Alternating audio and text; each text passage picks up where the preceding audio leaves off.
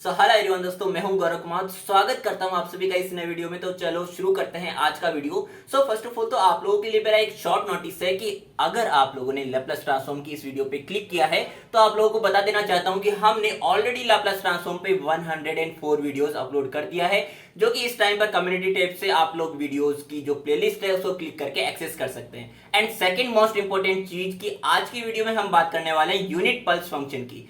तो यहां पे जब यूनिट पल्स फंक्शन की बात आती है तो हम लोगों ने आज की वीडियो में यूनिट पल्स फंक्शन को समझने से पहले आप लोगों को जिसकी अंडरस्टैंडिंग अट मोस्ट इंपॉर्टेंट है वो यानी कि step function and unit function, unit step function क्या होता है उसके लिए भी आप लोगों को जानना पड़ेगा। सो चलिए शुरू करते हैं स्टेप फंक्शन से।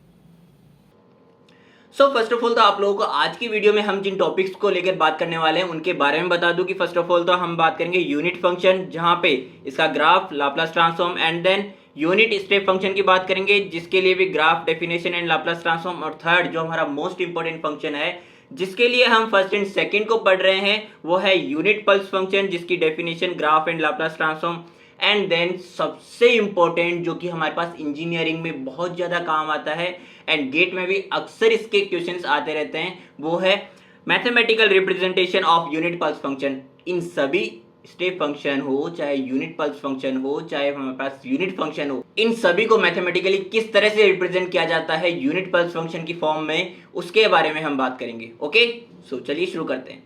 तो यहाँ पे हम फ्रीक्वेंटली बात करने वाले हैं लाप्लास ट्रांसफॉर्म की। तो लाप्लास ट्रांसफॉर्म आखिरकार होता क्या है, इसके लिए एक छोटा सा डेफिनेशन आप जो याद रखेंगे हमेशा के लिए वो ये कि हमारे पास में कोई भी फंक्शन जो कि टाइम डोमेन में है वो लाप्लास ट्रांसफॉर्म की हेल्प से किस में कन्वर्ट हो जाएगा, फ्रीक्वेंसी डोमेन में कन्वर्ट हो जाता है। Okay, so F of T यानी कि टाइम डोमेन फंक्शन जो कि कन्वर्ट हो गया F of S, S represent कर रहा है किसको, हमारे पास में फ्रीक्वेंसी डोमेन में कन्वर्ट हो चुका है फंक्शन उसको। ओके, सो यहां से अगर जो सबसे कॉमन लाप्लास ट्रांसफॉर्म है उसकी बात करें कि लाप्लास वन का क्या होगा, तो हमारे पास क्या आ जाता है 1/s। ओके, सो यहां से हम बात करते हैं स्टेप फंक्शन की।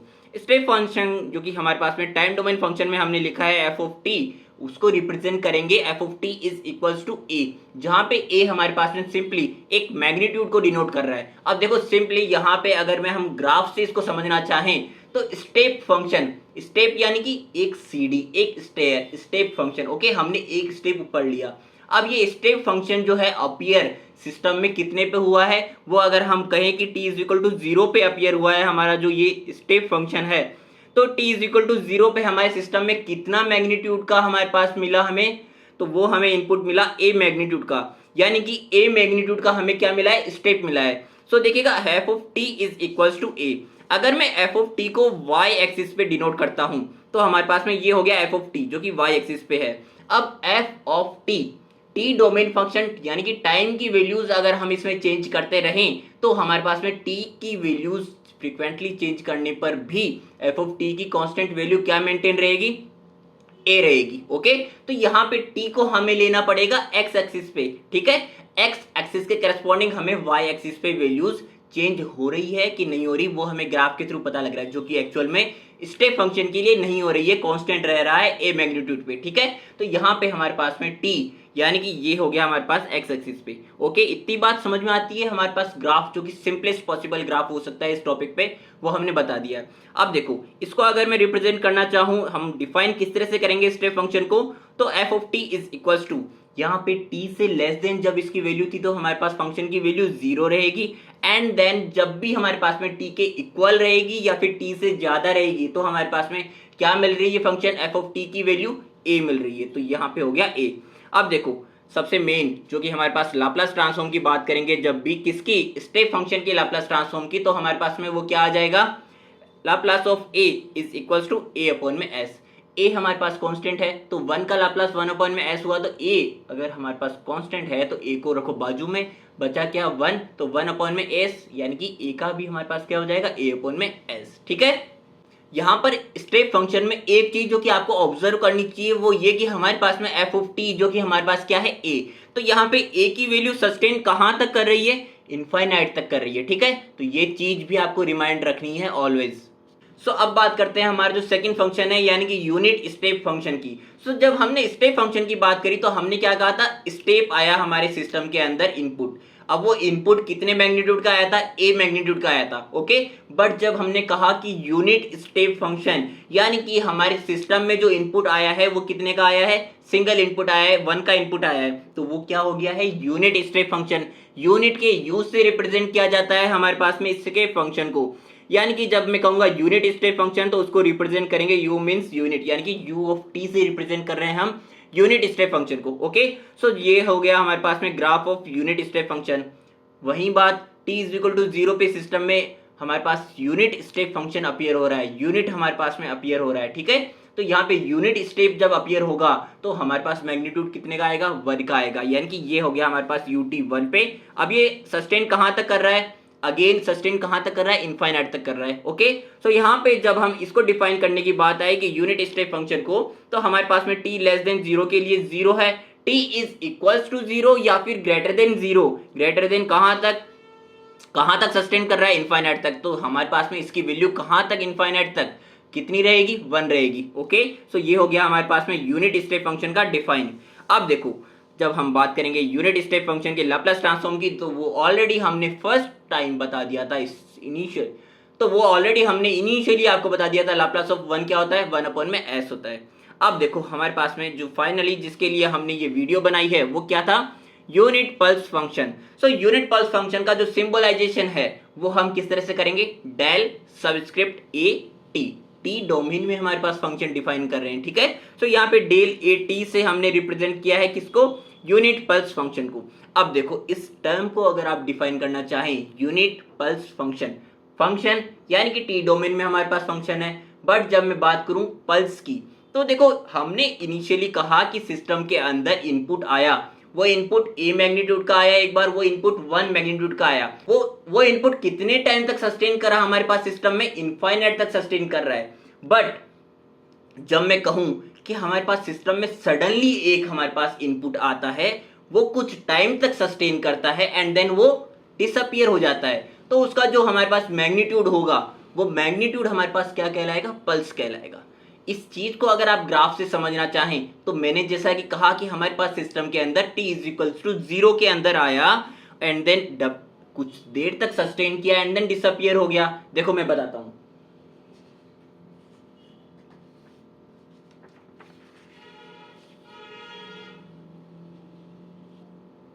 ये हमारे पास में इस यूनिट पल्स फंक्शन का ग्राफ है। यहां पे हमारे पास सिस्टम में t इज इक्वल टू 0 पर सिस्टम में इनपुट आया, देन सम टाइम वो सस्टेन किया, ये हमारे पास में यूनिट पल्स फंक्शन का ग्राफ है। अब देखो इसमें हमारे पास क्या हुआ, t इज इक्वल टू 0 पे सिस्टम के अंदर एक इनपुट आया सडनली एंड देन सस्टेन किया कुछ टाइम तक एंड देन डिसअपियर हो गया, तो यहां पे हमारे पास में ये क्या है, ये पल्स है, ओके। सो ये हमारे पास में ग्राफ हो गया। अब सेम चीज को मैंने यहां पे लिख भी दिया है, something that appears suddenly stays some time and then disappears, the magnitude is pulse।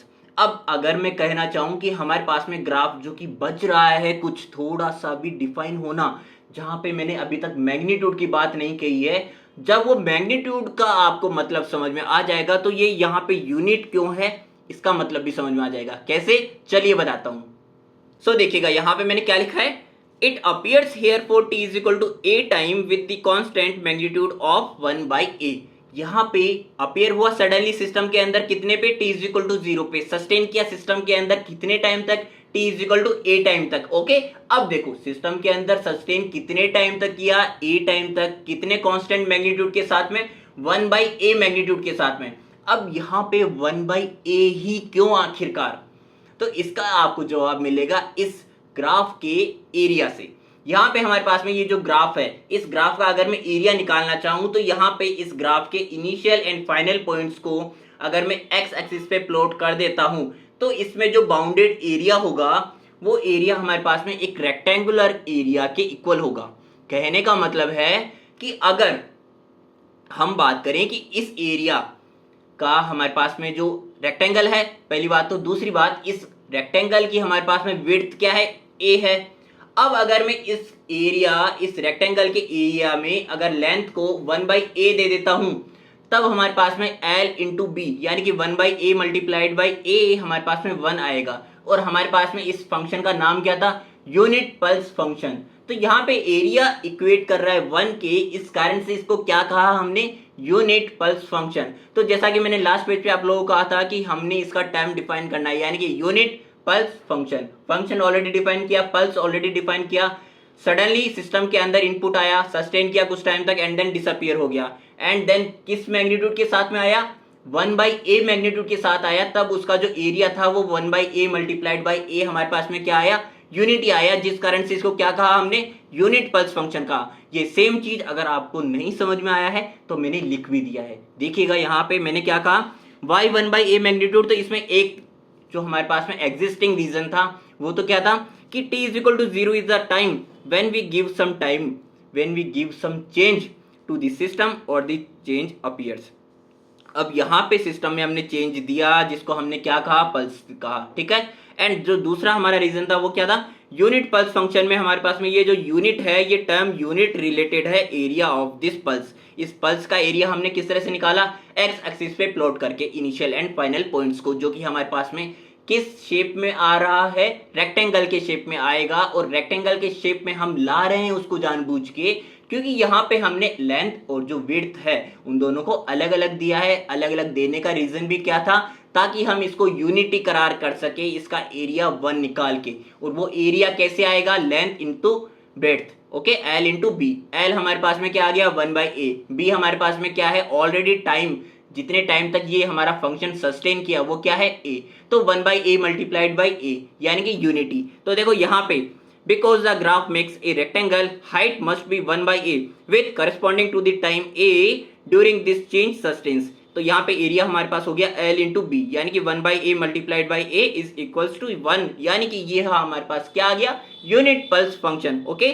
सो यहाँ पे यूनिट पल्स चेंज है हमारे पास, जिसके करस्पॉन्डिंग एरिया हमारे पास 1 है।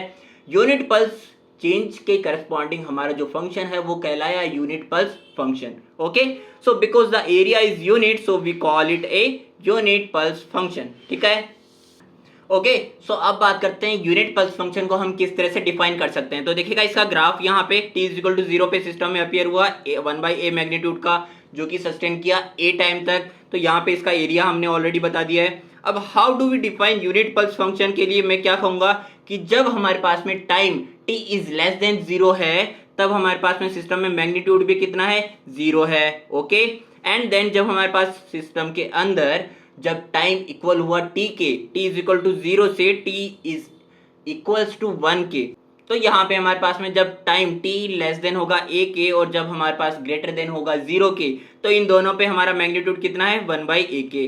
एंड देन जब हमारे पास टाइम जो है ग्रेटर देन a हुआ, देखिएगा यहाँ पे हमारे पास गलती है, t इज ग्रेटर देन जब a हुआ तब हमारे पास में क्या हो जाएगा, फाइनली मैग्नीट्यूड 0 हो जाएगा, ओके। सो ये हमने डिफाइन कर दिया है हमारे पास यूनिट पल्स फंक्शन को। एंड देन मैथमेटिकल रिप्रेजेंटेशन की जब बात आएगी यूनिट पल्स फंक्शन की, तो मैथमेटिकल रिप्रेजेंटेशन करने से पहले मैं आप लोगों को कुछ एक एग्जांपल्स बता देना चाहूंगा, जहां से हम इजीएस्ट वे में मैथमेटिकल रिप्रेजेंटेशन को किस तरह से समझा जा सकता है उसको मैं समझाऊंगा, ठीक है। एंड देन हम ये जो थोड़ा कॉम्प्लेक्स आपको नजर आ रहा है इस time per unit pulse function, उसको इजीली मैथमेटिकल रिप्रेजेंटेशन के थ्रू किस तरह से आप प्रेजेंट कर सकते हैं उस पर बात करेंगे, ठीक है। सो फर्स्ट ऑफ ऑल मैंने एक ग्राफ लिया है जहां पे हमारे पास में t इज इक्वल टू 0 पे सिस्टम में एक इनपुट अपीयर हुआ है एंड देन ये सस्टेन कर रहा है इनफाइनाइट टाइम तक। हमारा जो फर्स्ट फंक्शन था स्टेप फंक्शन या unit function, okay, unit step function, इन दोनों में मैंने क्या कहा था, यहाँ पे ये सस्टेन कर रहा है इनफाइनाइट टाइम तक, ठीक है। इन दोनों में मैंने क्या कहा था कि वहां पर वो हमारा जो फंक्शन था उसमें सिस्टम में कहां तक सस्टेन कर रहा था, इनफाइनाइट टाइम तक। तो यहाँ पर भी t इज इक्वल टू 0 पे सिस्टम में अपीयर हुआ, बट कब तक अपीयर हुआ ये चीज इसमें कहा नहीं गया है। तो ये इनफाइनाइट टाइम तक अपीयर हो रहा है सिस्टम में, कितने मैग्नीट्यूड के साथ में, 5 मैग्नीट्यूड के साथ में। तो हम जब इस तरह के फंक्शन को डिफाइन करेंगे मैथमेटिकल रिप्रेजेंटेशन के साथ में, तो क्या कहेंगे, f of t is equals to 5, जो कि हमारे पास क्या है, मैग्नीट्यूड है। So magnitude multiplied by interval, जिस टाइम तक ये एग्जिस्ट किया है हमारे सिस्टम के अंदर, ओके। तो देखो मैग्नीट्यूड हमारे पास में क्या है, 5 मल्टीप्लाइड बाय, यहाँ पे हमने कहा कि डिनोट करेगा इंटरवल को, ओके। सो इंटरवल हमारे पास में क्या है, t इज इक्वल टू 0। तो t इज इक्वल टू 0 पे हमारे पास सिस्टम में अपीयर हुआ है, तो हम इस चीज को इस तरह से लिखेंगे कि हमारे पास में 5 multiplied by u of T, यहाँ पे t इज इक्वल टू 0 पे अपीयर हुआ है, यानी कि इस चीज को आप इस तरह से देखिए कि ये लिखा हुआ है t माइनस 0 के, ओके, जिसको हम डायरेक्टली लिख दिया है ut के। अब माइनस, यहाँ पे मैंने कुछ भी नहीं लिखा है क्योंकि ये डिफाइन नहीं हो रहा है, क्योंकि हमारे पास में ये सस्टेन कर रहा है इनफाइनाइट तक, इसीलिए मैंने यहाँ पे लिखा है nothing because sustains up to infinite. So देखिएगा यहाँ पे सिंपली आपको हर बार जब भी आप डिफाइन करेंगे एक इस तरह के फंक्शन को मैथमेटिकल रिप्रेजेंटेशन की हेल्प से, तो आप कहेंगे magnitude multiplied by interval that comes with minus sign, यानी कि स्टार्टिंग टू एंडिंग। स्टार्टिंग हमारे पास कहां से हुई, t इज इक्वल टू 0 पे सिस्टम में अपीयर हुआ, तो स्टार्टिंग हुई u ऑफ t माइनस 0, जिसको हमने डायरेक्टली लिख दिया है यहाँ पे u ऑफ t से, माइनस इनफाइनाइट पे है इसलिए ये डिफाइन नहीं हो रहा इसका एंडिंग पॉइंट, ओके। इस चीज को भी आप अच्छे से समझ लेंगे जब हम नेक्स्ट एग्जाम्पल आपको बताएंगे, ओके। सो फाइनली हमारे पास में एफ ऑफ टी ये डिफाइन होगा 5 मल्टीप्लाइड बाई यू टी, तो ये हमारे पास में क्या है 5 मल्टीप्लाइड बाई यू टी। सो देखिएगा यहाँ पे आपको अब तक केवल ये वाली ही चीज देखनी है, इसको मैं बाद में एक्सप्लेन करूंगा इस वाले एग्जांपल में। तो 5 मल्टीप्लाइड बाई यू टी जब हमारे पास एफ ऑफ टी आ गया है तो इसका लाप्लास ट्रांसफॉर्म हमारे पास क्या आ जाएगा, 5 एज ए कांस्टेंट बाहर रहेगा, ut का हमने लाप्लास ट्रांसफॉर्म क्या निकाला था 1/s निकाला था, तो ये हमारे पास ut का लाप्लास ट्रांसफॉर्म आ जाएगा 1/s, यानी कि इसका लाप्लास ट्रांसफॉर्म क्या हो गया 5/s। अब देखो एग्जांपल 2 है, यहां पे हमारे पास में सिस्टम में अपीयर 0 पे नहीं हो रहा है, t इज इक्वल्स टू 3 पे अपीयर हो रहा है सिस्टम में, और कितने मैग्नीट्यूड के साथ में 7 मैग्नीट्यूड के साथ में। तो यहां पे जब मैं इस फंक्शन को डिफाइन करने जाऊंगा, एफ ऑफ टी को डिफाइन करूंगा, तो मेरे पास में F of T is equal to 7, जो कि मैग्नीट्यूड है वो तो आ ही गया। अब मैग्नीट्यूड मल्टीप्लाइड बाय इंटरवल, जितने टाइम तक ये हमारे पास में सिस्टम के अंदर अपीयर रहा है, ओके, इनिशियल पॉइंट जब सिस्टम में अपीयर हुआ एंड देन फाइनल पॉइंट, ठीक है। तो ये फाइनल पॉइंट तो होगा नहीं क्योंकि ये इनफाइनाइट तक सस्टेन कर रहा है, बट इनिशियल पॉइंट हमारे पास में क्या है, t इज इक्वल्स टू 3 पर है। अब जब हमारे पास सिस्टम में t इज इक्वल टू 0 पर सिस्टम में अपीयर हो रहा था, तब हमारे पास सिस्टम में 1/s आ रहा था, ut आ रहा था, ओके, जिसके करस्पॉन्डिंग हमने लाप्लास ट्रांसफॉर्म निकाला। अब जब हमारे पास t इज इक्वल टू 3 पर अपीयर हो रहा है तो यहाँ पे लैग है t इज इक्वल टू 3 का, यानी कि हम कहेंगे जब हमने बात की 5ut की तो वहां पे लैग नहीं था, वहां पे इसलिए हमने u ऑफ t माइनस 0 को ut लिख दिया, ओके। तो यहाँ पे ut start from 0 but it start from 3, means it comes with a lag of 3, so we will write it as u of t minus 3, ठीक है, इतनी बात आती है समझ में। तो यहां से हम इसको लिखेंगे 7 multiplied by u of t minus 3, क्योंकि ये t इज इक्वल टू 3 यानी कि 3 के लैग के साथ में सिस्टम में अपीयर हुआ है, ठीक है। तो इसलिए हमने लैग के कारण t माइनस 3 लिखा है यहाँ पे, जिसके करस्पॉन्डिंग जब हम लाप्लास ट्रांसफॉर्म निकालने जाएंगे एफ ऑफ टी का, तो 7 एज ए कांस्टेंट बाहर रहेगा, यहाँ पे ut का लाप्लास ट्रांसफॉर्म आ जाएगा 1/s, एंड लैग कितने का है 3 का है, तो 3 के लैग के कारण इसका आएगा e to the power minus का 3s, lag of 3, so e to the power minus का 3s एंड देन ये Laplace of ut, okay. So यहाँ पे अगर मैं इसको मिला के लिखूँ तो 7 multiplied by e to the power minus का 3s अपॉन में आ जाएगा s। अब इसी तरह से जो हमारा फाइनल क्वेश्चन होने वाला है, जिससे आपको इस तरह के क्वेश्चंस की कंप्लीट क्लैरिटी मिलेगी, वो है कि हमारे पास में सिस्टम में t इज इक्वल टू 0 पर अपीयर हुआ 5 मैग्नीट्यूड का, बट इस बार अपीयर हुआ है एक पल्स।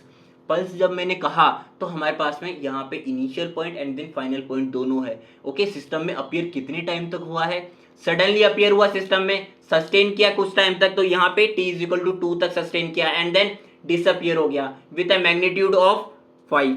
सो यहाँ पे एफ ऑफ टी को जब हम डिफाइन करेंगे तो मैग्नीट्यूड कितना है 5 एंड देन डिफाइन करेंगे इसके इंटरवल को। So defining its interval, interval initial and then final points, तो इनिशियल मेरा क्या है point t is equal to 0 पे सिस्टम में अपीयर हुआ तो u of t minus 0 and then final point, यानी कि जब तक सिस्टम के अंदर सस्टेन किया है वो हमारे पास में क्या है 2, यानी कि u ऑफ t माइनस 2।